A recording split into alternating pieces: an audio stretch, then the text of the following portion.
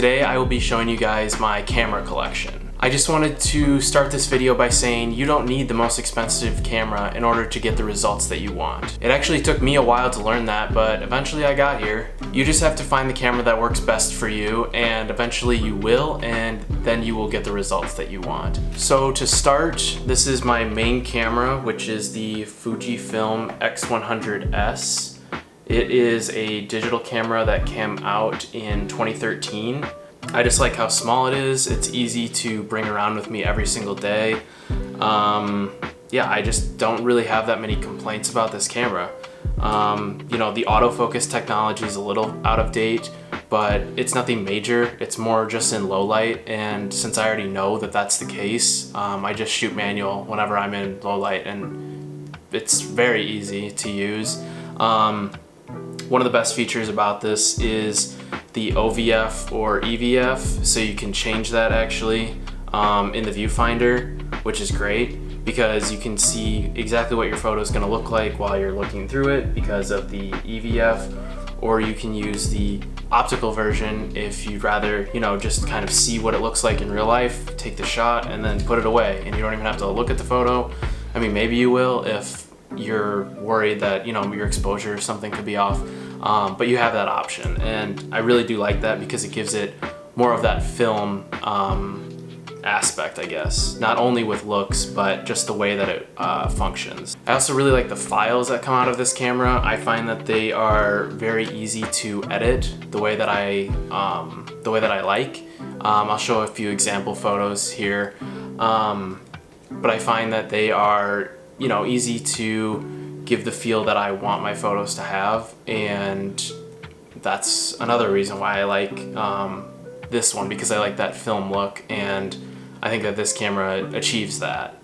So yeah, that is the Fujifilm X100S.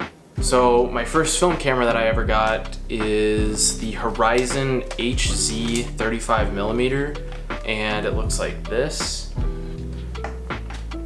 Essentially, it is an all-plastic, glorified, disposable camera, but you can actually change the film. So it works just like, kind of like an SLR, the way that you open it. You pull up the top, and then it opens in the back, and then you can swap your film out. But it is all plastic, so it's very clunky, especially with rewinding. I definitely had a struggle using it. Other than that, I mean, you can see some of the sample photos, but I think that there could be something wrong with it. You can kind of tell on the side here that it has like the plastic's almost coming apart, even though I bought it technically brand new. It was still in the plastic and everything, but I think that there's light leaks into the camera, so that's one thing that could be a cool feature or might not be. It depends on how you look at those types of things. But yeah, I mean, with the light leaks, it's kind of a cool feature, kind of not.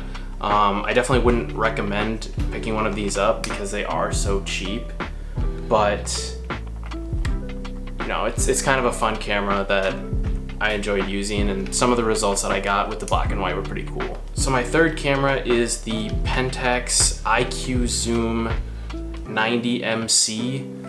I essentially just call it my Pentax point and shoot, or the shell case.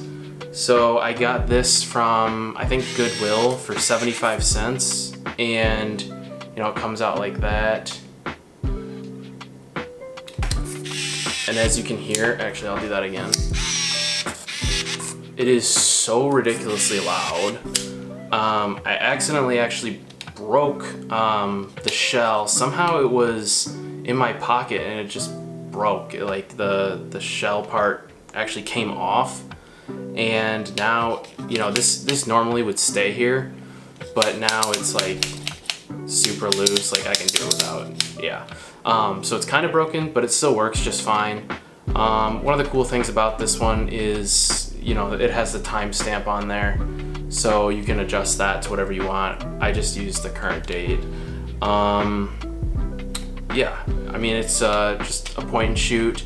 It's actually very accurate for the most part with focusing. I think I've ran maybe 5 or 6 rolls of film through this, and I think I've only had maybe 4 shots that have been out of focus. So I've been pretty impressed with the overall quality of this.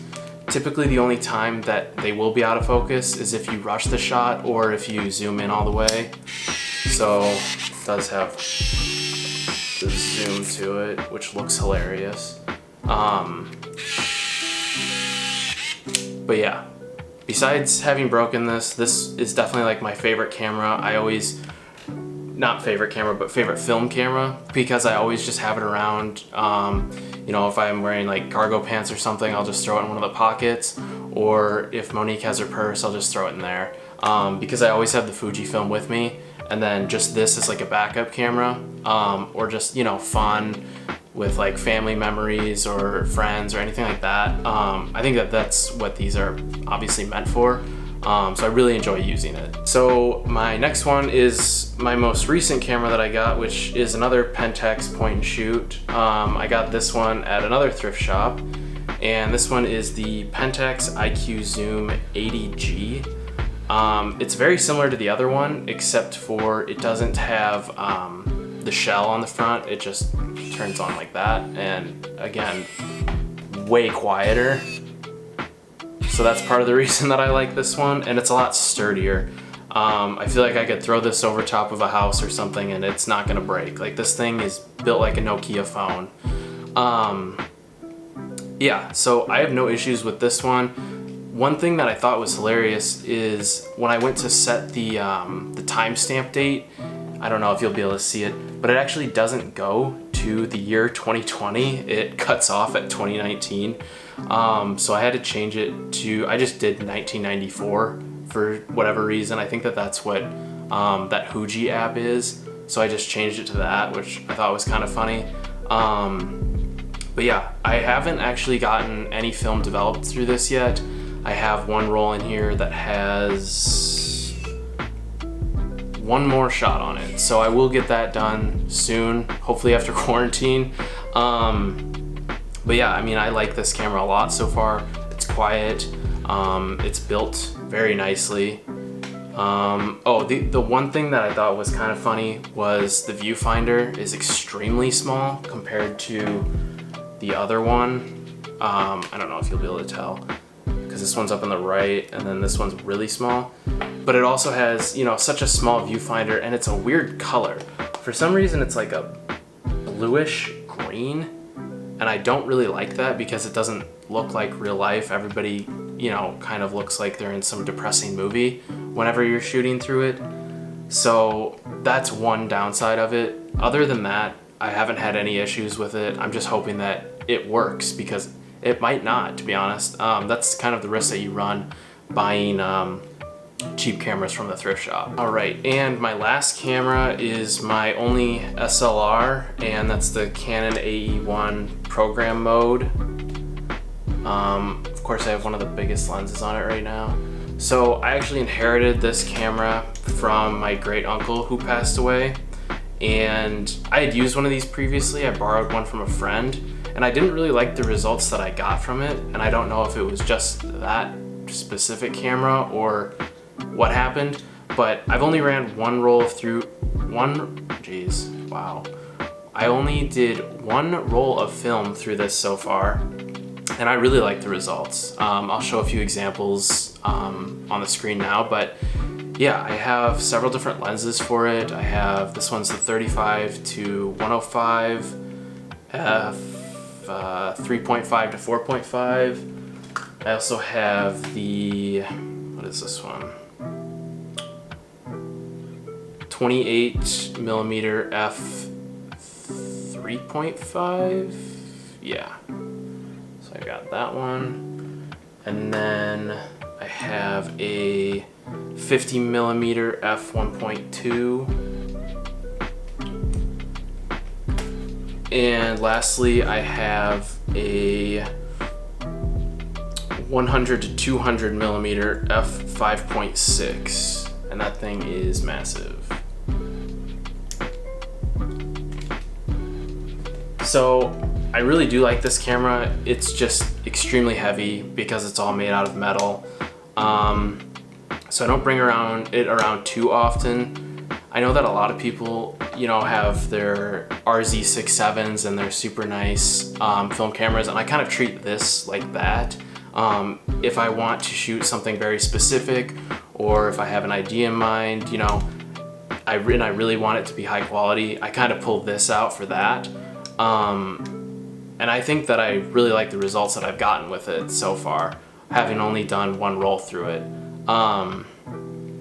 Yeah, I would bring it around more, but it's so heavy, and you know, compared to the size of the Fujifilm, granted I have a bigger lens on it right now, you know, and this is so much lighter because it's not, you know, all metal like this one is. I definitely do want to start using this more. I have a very specific roll of film that I'm excited to use with this. I definitely do need to start using this more, but you know, with the sentimental value, I don't always like to bring it out. So maybe I do need to get a second one, but yeah, it's a great camera. I have no problems with it. The built-in light meter is great, so then you don't have to bring one along with, or you can even shoot it in manual if you want to, or not manual, in full auto if you want to. So that's kind of a nice feature if you don't want to have to put much thought into it. But yeah, this is also, you know, a great camera. So those are all of my cameras that I am currently using for all my photography. If you have any questions about any of the cameras, or if you'd like to see a full review, go ahead and comment down below. But other than that, go ahead and like and subscribe, and I will see you guys next Tuesday.